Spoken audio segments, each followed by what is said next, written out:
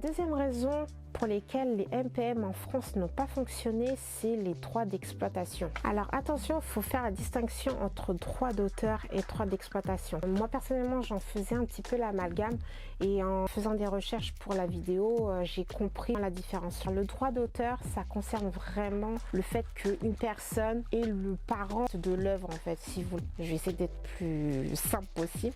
Et le droit d'exploitation, c'est de faire en sorte à ce qu'on puisse exploiter l'œuvre et en tirer un profit, un bénéfice.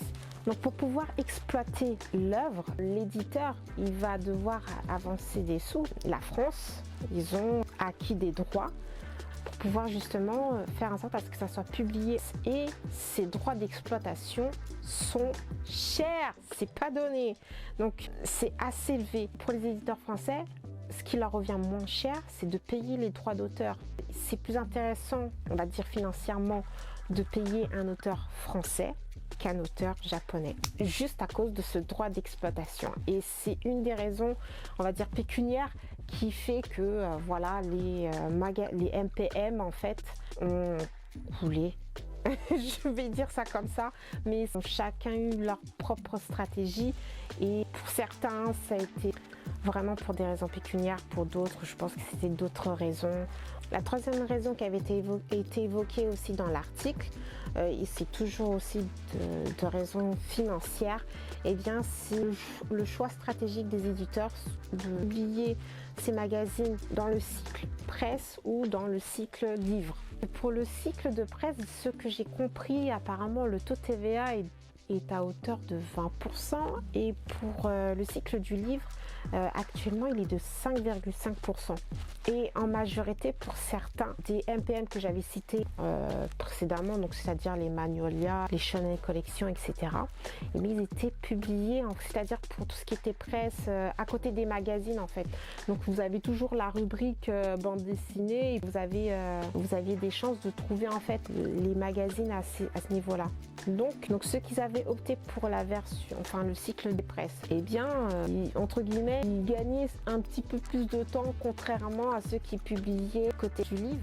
Voilà, peu de choses près, les raisons pour lesquelles ça n'avait pas fonctionné aussi. Alors la dernière raison que je souhaitais évoquer aussi avec vous, donc là en particulier pour ce qui est côté français, c'est déjà premièrement il n'y a pas de MPM fait par des auteurs français. Il n'y en a pas, enfin j'en ai pas eu connaissance en tout cas jusqu'à maintenant, à part celui de l'exposition Anime Focal où ils ont souhaité mettre en vente justement un premier magazine fait par des auteurs français. Deuxièmement, pour le manga français, et ce que je n'espère pas, c'est que le manga français n'est pas populaire auprès des lecteurs français. Moi, c'est l'impression que j'ai et de toute façon, c'est pas quelque chose que je sors du chapeau. C'est des gens de mon entourage qui l'ont évoqué ou bien des personnes dans des réseaux sociaux. Là, je pense particulièrement à l'application Clubhouse où là-dedans, il y a eu pas mal de rooms auxquels j'avais participé qui étaient tournés autour de l'animation, de la bande dessinée en général et il y avait des thématiques justement liées au manga avec les comparaisons France, Japon, Corée et de ce que j'avais retenu c'était que pour certaines personnes et c'était on va dire à peu près 70%, enfin je donne un pourcentage mais je sais même pas si c'est ça, mais ils étaient pas chauds du tout pour lire des mangas français. Bon c'était à l'époque encore mais ça tombe peut-être à changer, notamment on peut parler de Radiant, mais ça je pense que je ferai peut-être une autre vidéo dédiée au manga français où là on pourra vraiment échanger là-dessus et partager nos avis. Donc je pense que ce serait intéressant qu'on puisse en discuter, mais ce sera pour une autre vidéo. Là je me concentre uniquement sur les magazines de prépublication. Là sinon on va faire une saison. J'ai oublié une chose importante concernant les MPM pour les auteurs français, on va dire les auteurs de bande dessinée en général, que ce soit BD, manga, comics. Donc voilà. Alors un auteur français quand il souhaite soumettre son œuvre, l'auteur doit constituer un dossier éditorial. Et ce dossier-là est un outil de travail qui est essentiel pour les éditeurs, où ça leur permet justement de retrouver tous les éléments d'une création d'une bande dessinée ou d'un manga ou d'un comics. Voilà, donc ce dossier-là, l'auteur doit le constituer et le présenter auprès de l'éditeur pour savoir si oui ou non il va être publié. Donc je vous mettrai dans la barre de description un article qui a été écrit par Karine du site Manga Coaching, où elle explique vraiment bien étape par étape comment préparer un dossier éditorial, comment le constituer et à qui les envoyer et sous quel format. Cet article elle l'a écrit, je pense, de par son expérience, et je trouve que c'est vraiment détaillé, c'est vraiment bien fait. Donc je vous conseille vivement, si vous voulez savoir, voilà, si vous êtes curieux, bah voilà, je vous invite à regarder. Allez, c'est bon, j'ai pu terminer, j'ai pu caler ce que je voulais dire, donc on reprend la suite de la vidéo. Enfin, on va faire focus sur le Cameroun. Et oui, il y en a bien eu un, il y a bien eu un MPM, je vous l'assure, je vous promets, et moi-même j'étais choquée.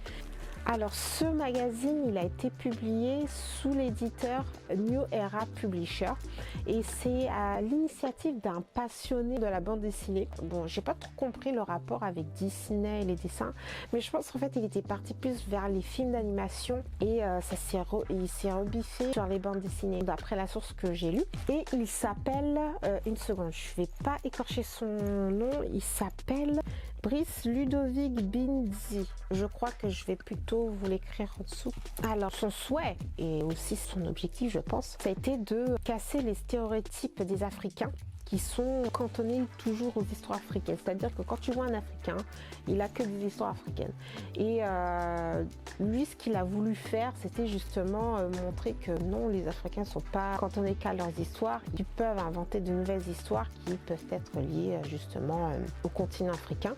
Et c'est tout. Je ne sais pas en fait du tout son évolution. Selon la source sur laquelle je me suis basée pour cette partie-là, il y avait un lien qui nous permettait justement d'aller sur le site de l'éditeur, mais malheureusement cette source-là elle date de 2014 si je me trompe pas, elle n'est plus à jour du tout et du coup je ne sais même pas si le magazine continue d'être publié. Je n'en ai aucune idée, j'ai essayé de chercher, j'ai cherché partout. Ils ont deux comptes, ils ont Facebook et Twitter, sauf que bon, ça n'a pas été actualisé depuis pas mal de temps. Du coup, je ne sais pas du tout en fait si ce MPM est toujours d'actualité, si il est mis à l'arrêt. Bon, d'après la source, il y avait des difficultés de démarrage. Quand quelque chose démarre, forcément, c'est sûr que c'est un peu compliqué. Mais le fameux Brice, il avait plutôt bon espoir. Il espérait, enfin, je pense à l'époque, il espérait, et j'espère pour lui que ça a pu tenir. Mais à regarder, franchement, c'est plutôt bien foutu quand même pour un magazine. Donc franchement, quand j'ai vu ça, je me suis dit mais il me le faut. J'ai vraiment cherché pour essayer de voir en fait si je pouvais me le procurer. C'est impossible en fait. Le site qui était censé exister n'existe plus à l'heure actuelle.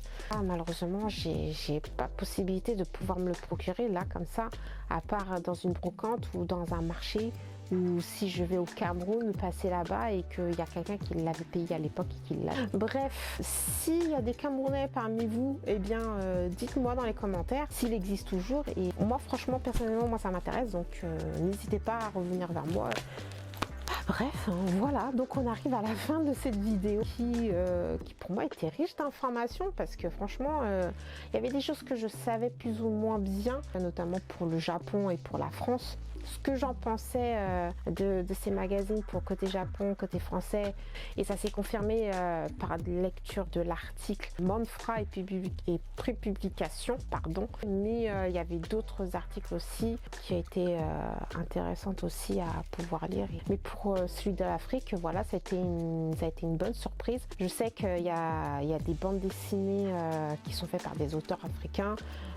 Ça je le sais, mais ce que je ne pensais pas, c'est que j'allais trouver un magazine de prépublication. Ça franchement, ça je ne pensais vraiment pas en trouver du tout. C'est vrai aussi que j'aurais pu regarder du côté, je sais pas, US ou côté Amérique latine, mais là ça allait faire trop long. Donc peut-être que je ferai une deuxième partie de vidéo, peut-être. L'exposition Anime Fotka qui va mettre en vente le premier magazine de prépublication français, est-ce que selon vous ça peut marcher? Le fameux magazine du Cameroun existe toujours, et qu'en est-il de l'US, de l'Amérique latine, tout ça? Dites-moi tout cela dans les commentaires.